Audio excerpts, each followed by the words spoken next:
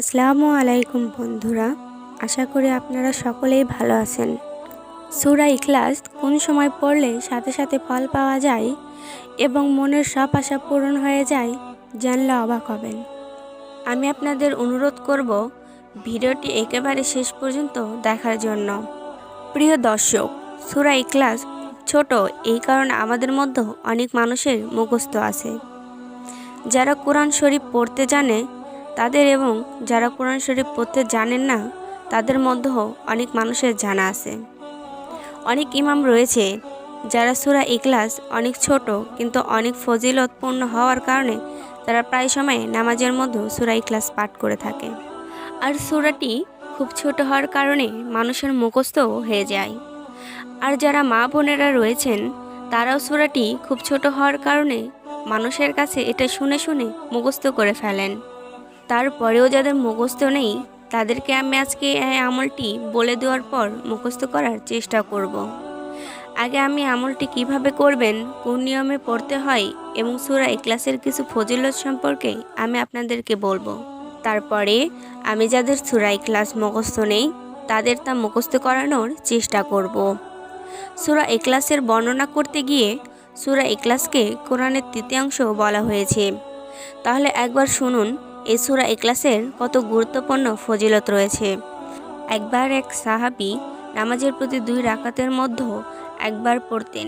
এটা যখন তার আশেপাশের অন্যান্য সাহাবীরা জানতে পারেন, তারা হুজুরে পাক সাল্লাল্লাহু আলাইহি সাল্লামের কাছে গেলেন এবং আল্লাহর রাসূলের কাছে নালিশ করলেন, ইয়া রাসূলুল্লাহ, এই ব্যক্তি প্রত্যেক 2 নামাজের মধ্যে একবার সূরা ইখলাস পড়েই।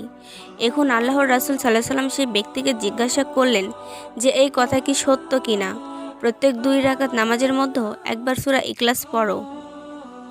সে সাহাবী বললেন, ইয়া রাসূলুল্লাহ, জি হ্যাঁ, আমি প্রত্যেক 2 রাকাতের মধ্যে একবার সূরা ইখলাস পাঠ করি। এখন আল্লাহর রাসূল সাল্লাল্লাহু আলাইহি সাল্লাম জিজ্ঞাসা করলেন, কেন? তখন সেই সাহাবী উত্তর দিলেন, ইয়া রাসূলুল্লাহ, আমার এটা খুব ভালো লাগে।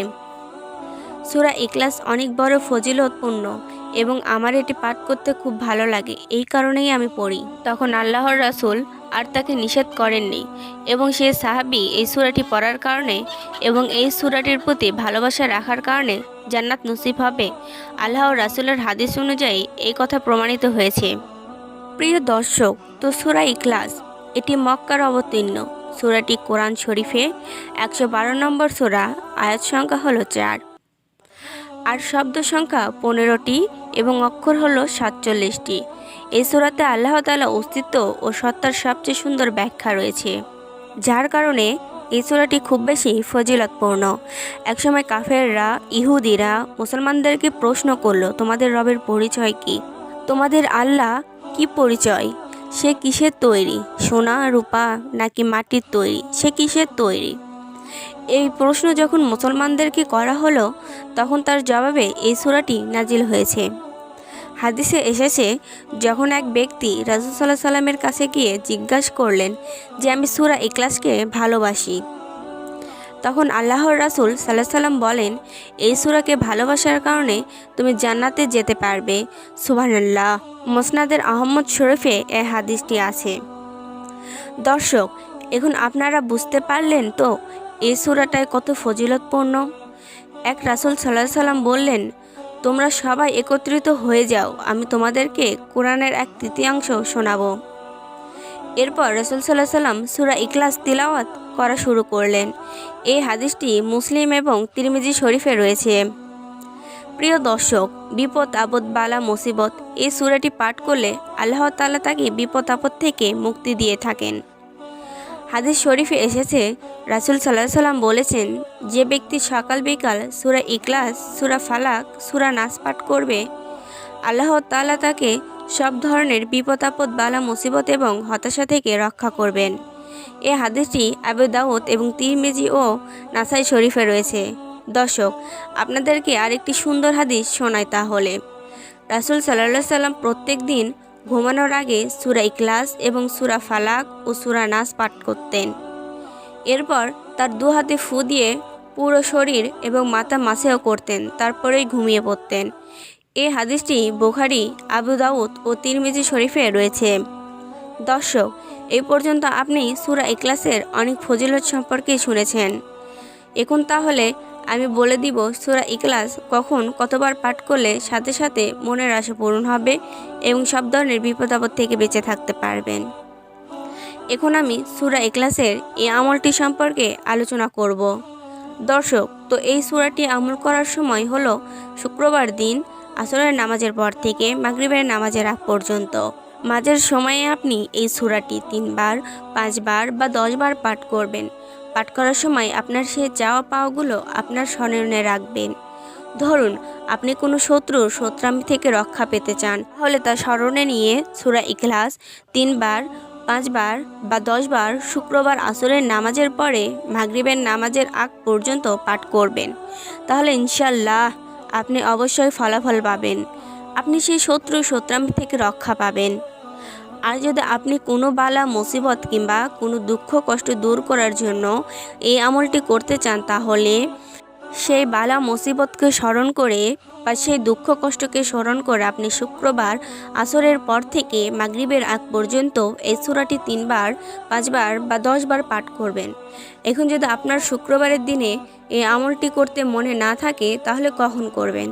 তাহলে সেই আমলটি করবেন বৃহস্পতিবার আসরের পর থেকে মাগরিবের নামাজের আগ পর্যন্ত। আর যদি আপনার সেই দিনও এই আমলটি করতে মনে না থাকে, তাহলে আপনি আমলটি কখন করবেন? তাহলে এই আমলটি করার সময় হলো আপনি পুরো সপ্তাহের মধ্যে যখনই আপনার স্মরণে আসুক আপনি 2 রাকাত নামাজ পড়বেন।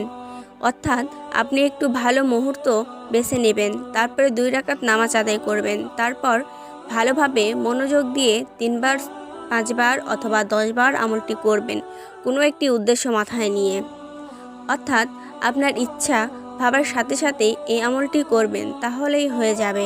দর্শক, এইভাবে আপনি যদি ছেলে সন্তানকে ভালো রাখার জন্য বা স্বামী স্ত্রীর মধ্যে বেশি ভালোবাসা হওয়ার জন্য এই আমলটি করতে পারেন। দর্শক, এখন যাদের সূরা ইখলাস মুখস্থ নেই, আমি তাদেরকে সহি শুদ্ধভাবে শেখানোর চেষ্টা করব। আপনারা আমার সাথে সাথে বলার চেষ্টা করুন। হুয়াল্লাহু আহাদ, আল্লাহুস সামাদ, লাম ইয়ালিদ ওয়ালাম ইউলাদ ওয়ালাম ইয়াকুল লাহু কুফুয়ান আহাদ। দর্শক, আমি আবারও বলছি, কুল হুয়াল্লাহু আহাদ, আল্লাহুস সামাদ, লাম ইয়ালিদ ওয়ালাম ইউলাদ ওয়ালাম ইয়াকুল লাহু কুফুয়ান আহাদ। এই সূরাটি কয়েকবার পড়লেই আমি আশা করি আপনার মুখস্থ হয়ে যাবে। আপনি মন দিয়ে মনোযোগ দিয়ে ভালোভাবে মুখস্থ করার চেষ্টা করুন। আমি আশা করি আপনি মুখস্থ করতে পারবেন এবং আপনার ইচ্ছা আকাঙ্ক্ষা অবশ্যই পূরণ হবে, এতে কোনো সন্দেহ নেই। কারণ কোরআনের আমল, কোরআনের দোয়া কার্যকর হবে না এমন হতে পারে না। আপনি যদি নিয়ম অনুযায়ী ভালোভাবে আমলটি করেন, তাহলে অবশ্যই এই আমলের ফল পাবেন। আর যদি আপনি এ আমলের নিয়মটি ভালোভাবে না শুনে থাকেন, তাহলে আমি অনুরোধ করছি আপনি ভিডিওটি আরও একবার দেখুন এবং নিয়মকানুনটি ভালোভাবে শুনুন, তারপরে এই আমলটি করুন। দর্শক, এই পর্যন্ত আপনি জেনে নিলেন এই আমলটি কিভাবে করতে হবে এবং কখন করতে হবে এবং কোন সময় করতে হবে। সূরা ইখলাস সম্পর্কে সর্বশেষ একটা হাদিস শুনিয়ে আমি ভিডিওটি শেষ করব। হাদিসটি খুবই সুন্দর। হযরত জাবের ইবনে আব্দুল্লাহ রাদিয়াল্লাহু আনহু হতে বর্ণিত, রাসূল সাল্লাল্লাহু আলাইহি সাল্লাম ইরশাদ করেছেন, যে ব্যক্তি 3টি কাজ ঈমানের সাথে করতে পারবেন, সে জান্নাতের যে কোনো দরজা দিয়ে প্রবেশ করতে পারবে। সুবহানাল্লাহ। প্রথম কাজটি হলো যে ব্যক্তি হত্যাকারীকে ক্ষমা করে দিবে। আর 2 নম্বর কাজটি হলো যে ব্যক্তি গোপন ঋণ পরিশোধ করবে। সুপ্রিয়, 3 নম্বর কাজটি হলো যে ব্যক্তি প্রত্যেক ফরজ নামাজের পর 10 বার সূরা ইখলাস পাঠ করবে। ব্যক্তি জান্নাতের যে দরজা দিয়ে প্রবেশ করতে চাইবে, সেই দরজা দিয়েই প্রবেশ করতে পারবে। দর্শক, তাহলে আপনি জানতে পারলেন কেন সূরা ইখলাসের এত ফজিলত এবং কেন এই সূরাকে কোরআন শরীফে 1/3 বলা হয়েছে। দর্শক, এই ছিল আজকের ভিডিও। যদি আপনাদের ভালো লাগে তাহলে অবশ্যই কমেন্ট করে জানাবেন। আর আপনি আমাদের চ্যানেলে নতুন হয়ে থাকলে এখনই চ্যানেলটি সাবস্ক্রাইব করুন আমাদের নতুন ভিডিও পেতে। আল্লাহ হাফেজ।